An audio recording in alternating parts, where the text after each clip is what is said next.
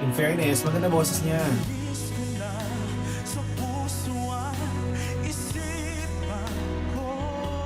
Natawa ako sa bigote.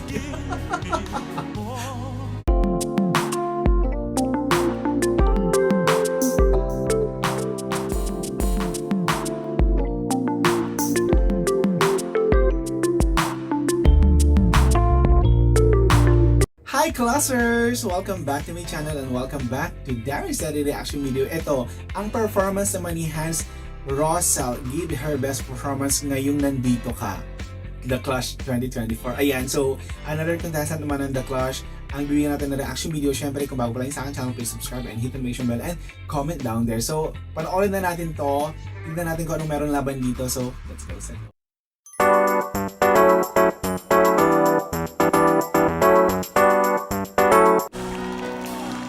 Go.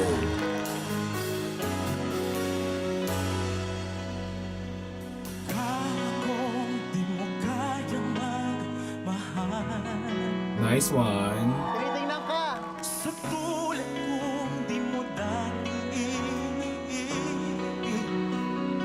In fairness, maganda boses niya. Iis ka na sa puso at isipan ko. Natawa ako sa bigote.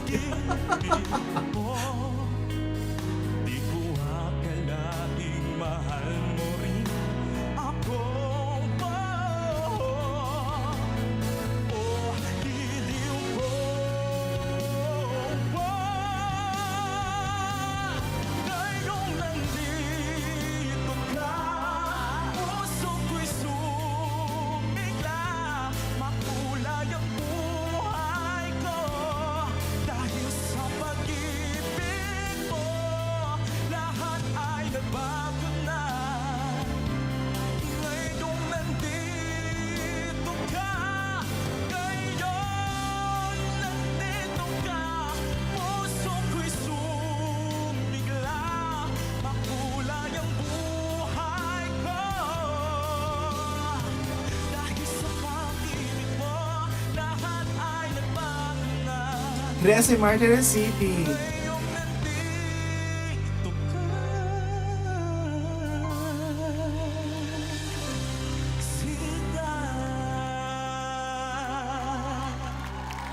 Oh my goodness. Maganda yung boses ni Kuya.